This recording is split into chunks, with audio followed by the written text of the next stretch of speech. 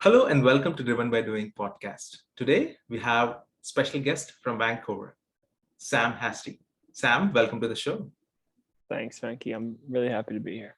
So Sam is a Fulbright Scholar. He's a co-founder of LITE Memphis, which is Let's Innovate Through Education.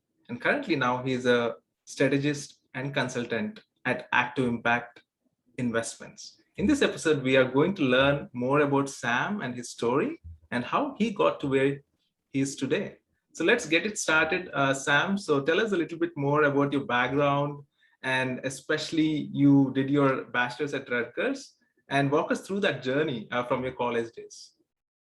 Yeah, it's it's quite a goofy path. It's so funny now whenever I meet people and they ask about my bio. I say, well, I started my career as a middle school math teacher and now I work in venture capital. So, the same path everybody else takes. Yeah, it tends to get a chuckle just because it has been a very sort of like winding and goofy path. But in retrospect, it all seems to make a lot of sense.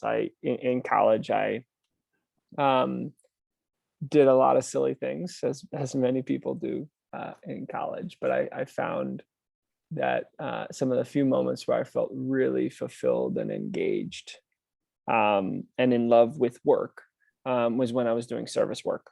I was lucky to work with a group called Urban Impact when I was in college, and that was lovely. We worked with teenagers around the geographic region where Rutgers is located in New Brunswick. It was mentoring, coaching, support, and I just loved it. And at the same time, I'd sort of gotten more deeply engaged in policy work in my class, in my coursework.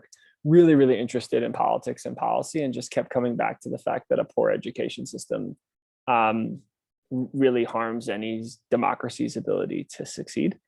And sort of this combination of being really excited about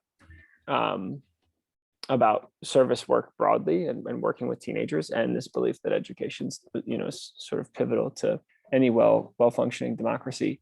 It led me to a teaching program called Teach for America, and that led me to Memphis. I got placed in Memphis, and I just fell in love with the city.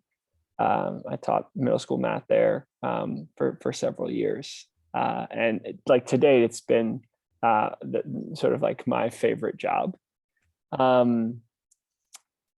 This is a bit of a long story. I feel like I should pause because I'm going to talk for another 5-10 minutes because the story only kind of winds from here. Should I just keep rolling? What do you think, Venki? Yeah, I think this is a great start. Thanks, Sam, for telling us how you came to Memphis as a math teacher, and now you're a venture capitalist. Just talking back about that story, there is lots of twists and turns throughout your journey, right? So you came to Memphis and you started LITE Memphis. So tell us the story. I didn't start LITE Memphis. So Hardy Farrow started LITE Memphis. I just was really excited about it from the very early days, and I helped. I sort of worked with Hardy and the team at the time to do little things, everything from trying to raise money and expose it to more people, whether that was in New York, where I'm from, or other places, and mentor, and just provide support wherever it was useful. I joined the board and just always really enjoyed that work, that hands-on work with LITE. And I've continued to stay involved ever since basically inception, because I believe the mission is so pivotal. I think that it's really important for our young people to have the opportunity to create in a business setting. And there's all kinds of research I could cite as to why and the value that it brings, and the way it prepares people for the 21st century workforce in ways that sort of traditional schooling is not necessarily preparing for the 21st century workforce. And then obviously equity is so important, especially in Memphis. And so I'm really in love with the mission of LITE. But that also sort of gave me the entrepreneurship bug a little bit, seeing these young people with great ideas and trying to connect with founders to mentor our students, and trying to connect with people that wrote checks to mentor our students. was a really cool and eye-opening and exciting experience. Absolutely. And it exposed me to even more to the power of sort of like creation. I had a bit of an interesting side journey where I was following my heart, which is that, in, I think it was 2016, maybe 2017, I read a book called Hillbilly Elegy by J.D. Vance. And one of the things that I started to then pull on the thread of is rural poverty in the US. Obviously, there's intense poverty in certain cities across the US, and Memphis certainly has its share of poverty that it's working aggressively to combat. But rural poverty is also like an exceptional problem. And I feel that it, with globalization and as the world changes, our rural areas are getting hit harder and harder economically. And so I started to think about how work in entrepreneurship development, like the work we're doing at LITE, could be scaled to rural areas, or how can we support some of these rural areas that need support desperately as it relates to economic development and anti-poverty measures. And so that led me to the Fulbright. I got a grant to research, to teach in Poland, but also to research financing and support systems for new ventures in rural areas, because there were some really interesting mechanics happening in Poland with EU funding and federal funding, and a really aggressive push to create more sort of multinational corporations in Poland. At the time, there were a few really interesting things happening. First, Poland had one of the most successful education reforms of any country in the world in the late 90s and early 2000s. So they had this very well-educated workforce. But at the same time, countries like Germany and the UK were recruiting Polish talent that was leaving the country to go work in Germany or the UK. And so the economy wasn't really benefiting from creation and entrepreneurship in the country. So there was a strong government push to grow that. That was a really, really cool experience, because I got to see startups all over the continent, pitch for funding and grow. And that was really, really fascinating. Wow. Yeah, thanks a lot for sharing your whole Poland experience, and how countries like Poland are taking initiatives in order to really help their rural entrepreneurs, Sam. So with those great learnings, again, you came back to the US and then started working for so many different organizations, especially from an investor standpoint. And then you also worked at Harlem Capital, which is, again, helps diverse entrepreneurs across North America. So tell us a little bit more about that experience, and what did you learn throughout that journey? Yeah, well, so actually when I was in Poland, I first connected with them because, as I mentioned, I've always stayed involved with LITE. And before Harlem Capital had raised any money, and they were a group of people that were sort of considering raising a fund and had done a couple of angel investments, I reached out to them because at LITE, it's not only important to us that our students see entrepreneurs that look like them, it's incredibly important that they see check writers that look like them. And that is, that was the impetus for connecting with my dear friends at Harlem Capital. We had an intro call, we hit it off, we kept talking, we got to know each other better. And I just sort of said, I'm really inspired by your work. How can I help?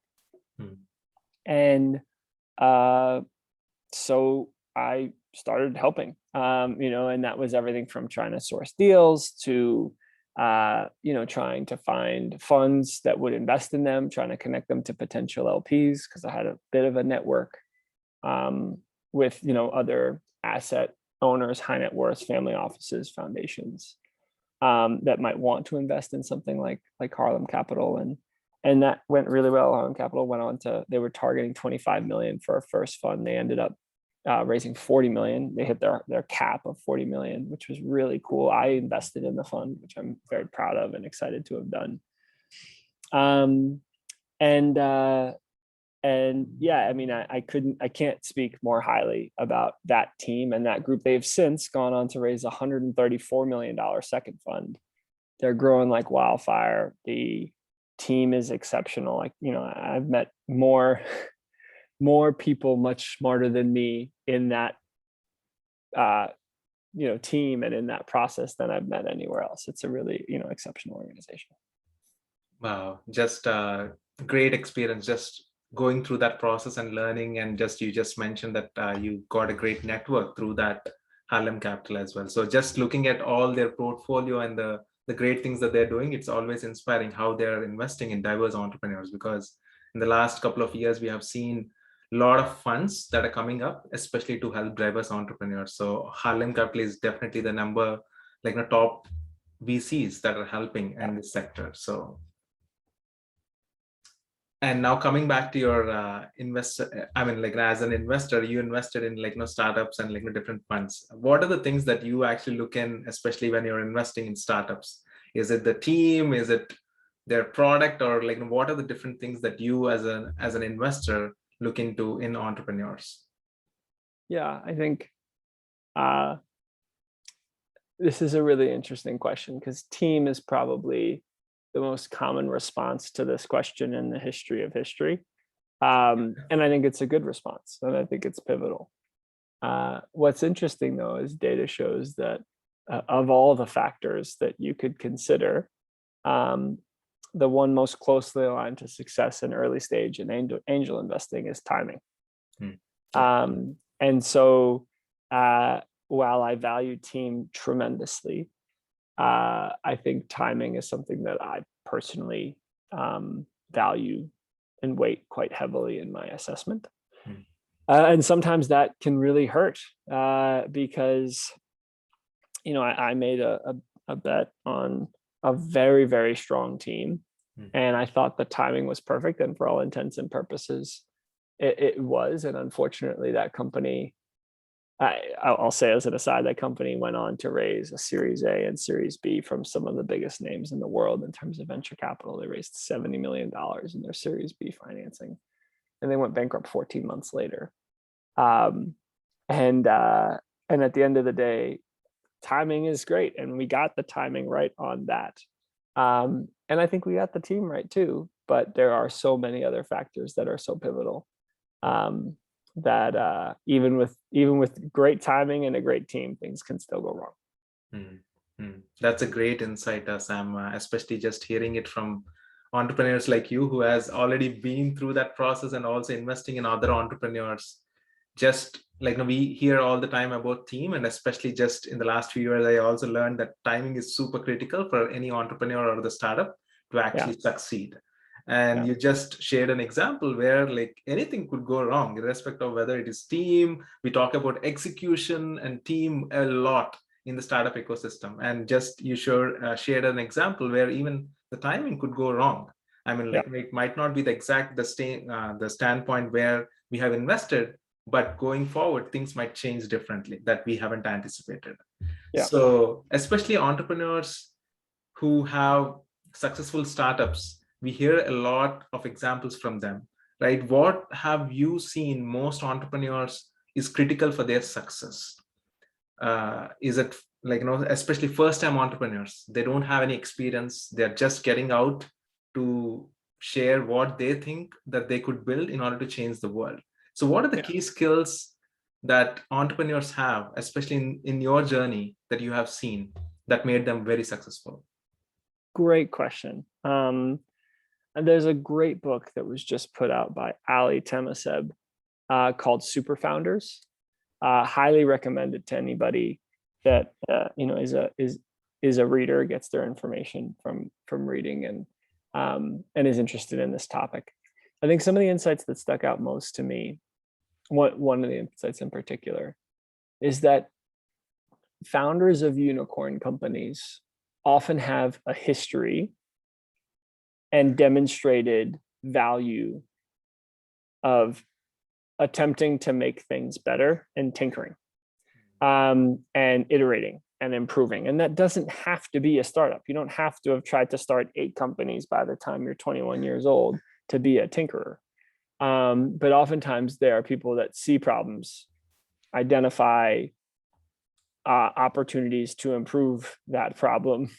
And that can be, anything from in the nonprofit world to in a classroom to in a large corporate setting. And so I just I guess the answer to that question is, if this is a question seeking advice, the advice would be tinker. Like the advice would be look for things that you can do to make things just a little bit better all the time. And because it is the little things that make the big things. There are several other amazing insights from the Super Founders text that I could highlight, but that was just one that really stuck out to me. And I think it's something that we really look for with our fund is again, not necessarily a demonstrated history of starting companies.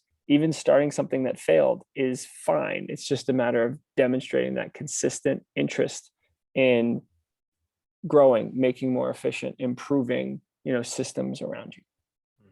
Great advice. Thank you so much for sharing that and the book as well, Sam. And my next question to you is, what advice that you give, especially for social entrepreneurs? Because we are seeing a rise in social entrepreneurship, especially in the last few years.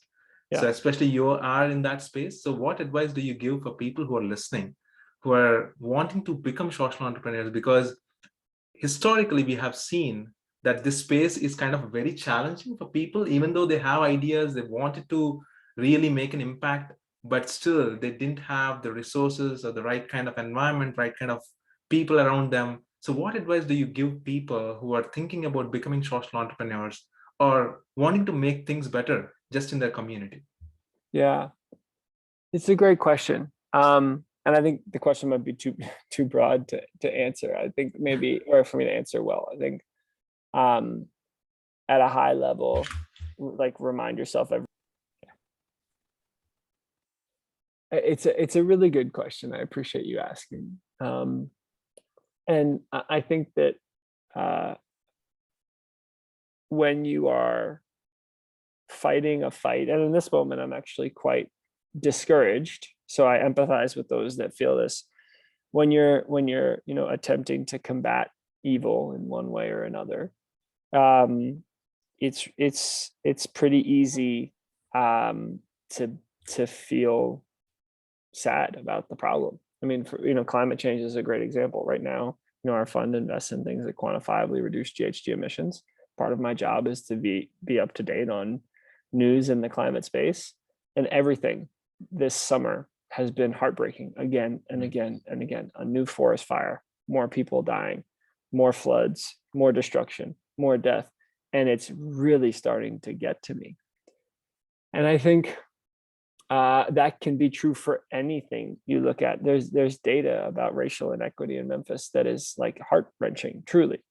And it's a driver behind our work in Memphis at LITE, and it continues to be, heartbreaking when you really engage with this data, and when it's your job to engage with this data and individual stories of pain and suffering and challenge and oppression. And so I'd say maybe one piece of advice is to say, have systems in place to remind yourself how lucky you are to pursue a mission you care about. Have routines that maintain strong mental health, have routines that help you maintain confidence, and they can be little things.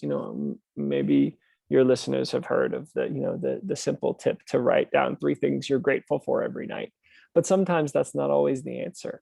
There's some amazing work done by Adam Grant and Sheryl Sandberg in the book Option B, where Sheryl talks about how gratitude is not a silver bullet. And there are times where we might feel grateful, but we also might feel very, very unconfident. And what we need is confidence, not gratitude. And so maybe that means you write down 2 things you did well that day, even if the 2 things you did were making your bed and getting out of bed, right? But just making sure that we have these systems in place to keep mental health strong while we are fighting these battles, I think is incredibly important, because I've seen a lot of people do good things in bad ways. I think we all have, and you can't pour from an empty cup. And so if you're not taking care of yourself, the work will get to you. Wow, thanks for sharing that great advice again, Sam, because it's very key and critical, especially for entrepreneurs to have those systems around, because sometimes as first-time entrepreneurs,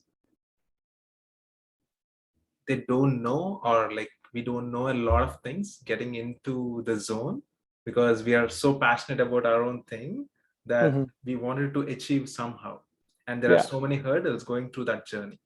So just having those systems, especially mental health, is something very key, that we have seen how things have changed over the past, especially 2-3 years.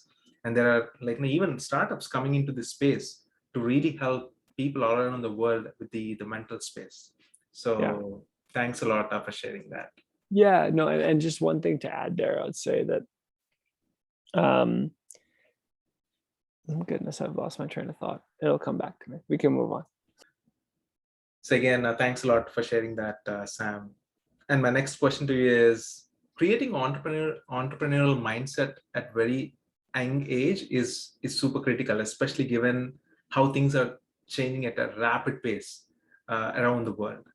So how can people create entrepreneurial mindset very early on? Because I believe that entrepreneurial mindset is something that is not just to become an entrepreneur, but even if you take up a job or at any level of a career, that mindset is going to be super critical for being the best in that scenario. Yeah, that's a really good question. There's a theory.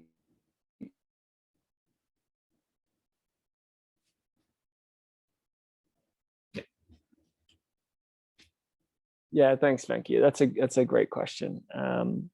There's a theory in education that I will paraphrase here, that basically states that we, for far too long, have treated students, whether they're preschool students or college students, as receptacles of knowledge, as opposed to as equals in learning. And I think whether you are talking to a 4-year-old or talking to a 22-year-old or talking to a 30-year-old postdoc, education is not a one-way street. And I think that's pivotal in the discussion around entrepreneurial mindset. I think that one can create when they feel the safety to create. And I'm not talking about physical safety. I'm talking about as if their new ideas matter. And that doesn't mean every idea comes out, you say that's a great idea. That's not what I'm saying.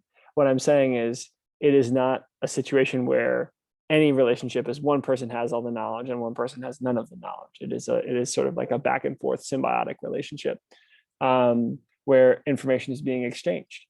And I think if we as educators, as community members, as mentors, as investors can ground ourselves in that mindset, I think you can help spur more creativity and innovation and entrepreneurial mindsets.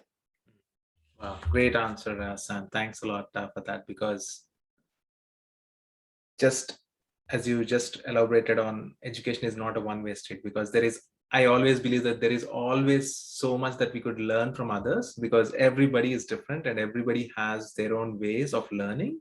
And it is very interesting that you said that, because everybody has so much potential and so much value that they can offer to other people. I mean, just by learning from others, by just interacting with them and learning about what they're thinking about and what they wanted to achieve, it's just a great learning experience. So thanks for sharing that advice. So my last question to you is, well, wait, before we go to that question, I just want to add one more thing. Absolutely. I think it is, it's so, maybe I'd ask you, like, what do you think the most common reason people don't start something is? Don't start a startup or start a new business. I think in my own scenario, I think about it all the time, Sam. Thanks a lot for asking me that question, because the fear of failure is the biggest thing that I see that entrepreneurs are not taking action in order to really achieve their purpose. Because Yeah. just in my own case, I have an idea. I didn't really know what to do. One day, sitting in my bedroom, I thought, like, you know what? No matter how far I'm going to go, I'm just going to go ahead with it. All I Yeah. did was I created a survey and just posted it for a bunch of my friends just to Yeah. understand what they think about it.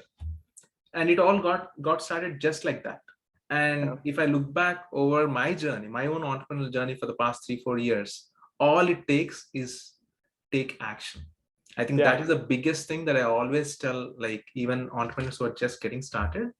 Mm. And I was actually I asked the same question to one of my professor, and he told me there is so much that you could do if you just take action. And he Mm. exactly gave me that answer when I asked this question.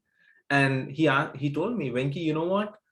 Everybody has ideas. Everybody has ways that they think about doing the great things that they can really think that they can do.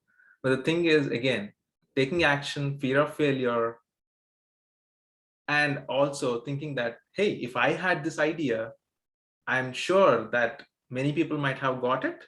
Many Mm. people might have already done it. Yeah. And it's just an idea.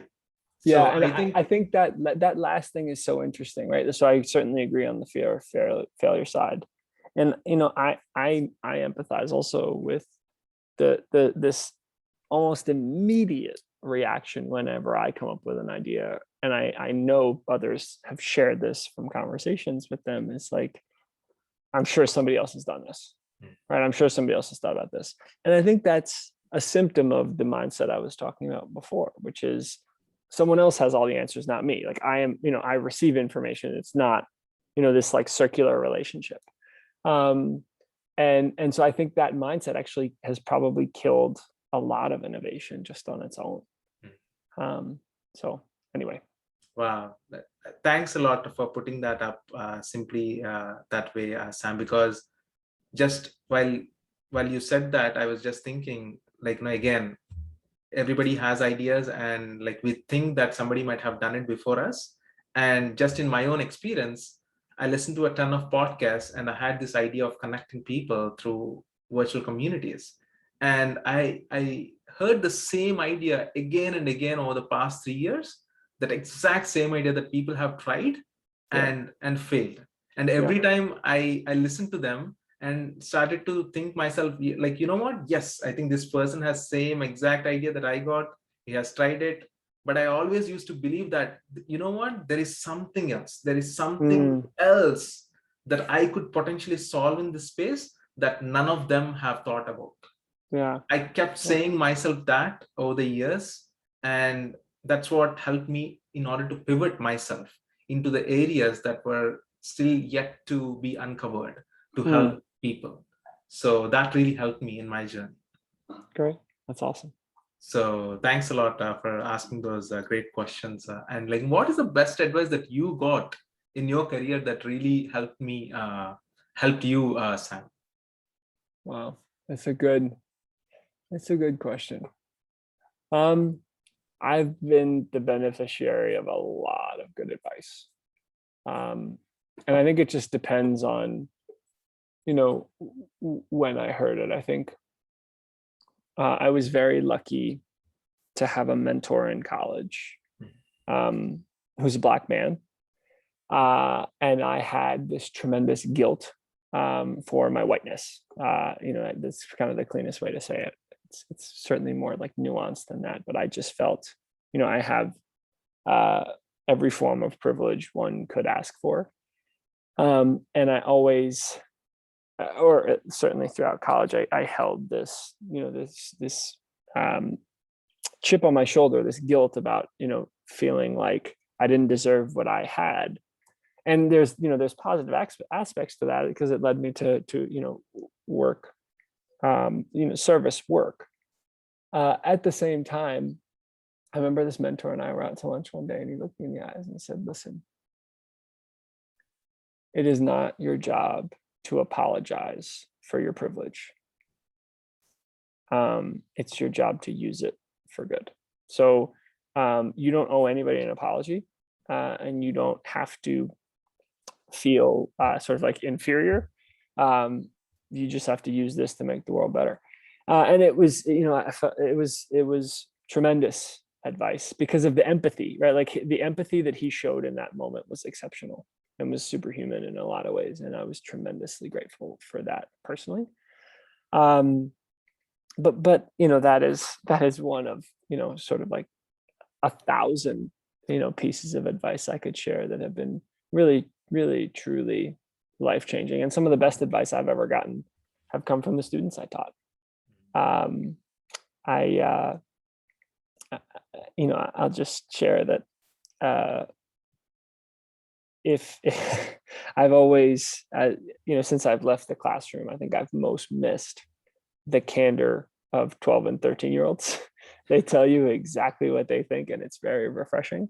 But there's also tremendous insight and lessons that come from unfiltered opinions sometimes. And I'm very grateful for the lessons that I learned from them. Wow.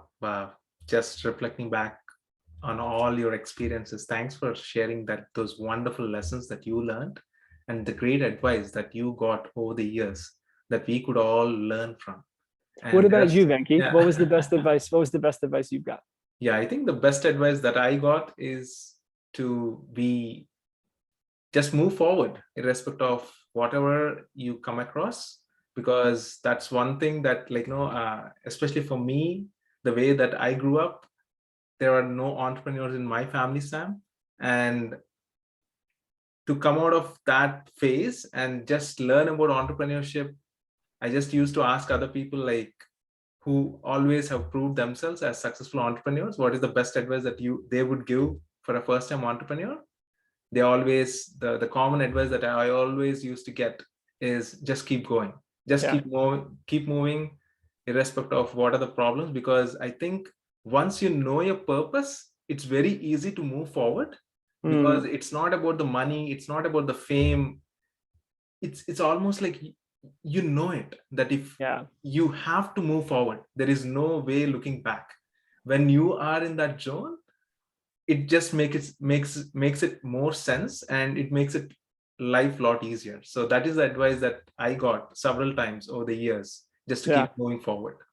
And I think that's great advice. And I'm going to give a yes and to that, because it reminded me of another exceptional piece of advice I got just a couple months ago from a mentor of mine. But it ties into other pieces of advice I've gotten, and there's various iterations of that. But what he said to me is, don't mistake light and fire. And what he meant by that in this particular instance was, don't mistake movement for progress. That's another way to say it. And there's lots of other ways to say that, which is, we can take action for the sake of taking action, or we can work smarter, not harder, right? And there's a whole aspect of ego in this discussion, right? How often are we doing things just to feel like we're busy, versus doing things that really move the needle? And I think that especially, as we continue to idolize hustle culture, we continue to say, just grind harder than everybody else, just keep going. I agree with that advice, and I think it's exceptionally important. And I think the yes and to that is, hustle for the sake of hustle is not actually making the world better, is not actually accomplishing the goal, or accomplishing the mission at the end of the day. And so it's sort of like yes, you keep going, but you also make sure you learn when you keep going. You also make sure you're working harder every new step, right? Working smarter every new step. Because that's where the magic happens, right? It's not just moving for the sake of moving. Absolutely, I can't agree with you more on that, Sam. So just move forward and learn from that experience and make it better, every step that you take. Yeah. So you're truly driven by doing, and I had so much great fun just talking to you and learning from your overall experience. So thanks a lot for coming to Driven by Doing once again. Do you want to share any last thoughts with our audience? I think one is just may I have your autograph? And two, I'm just so excited to see what the future holds for you, Venki. I think it's a very bright one, and I'm grateful to be a spectator on the ride. Absolutely. Thanks a lot once again, Sam. It's a pleasure talking with you. Cool.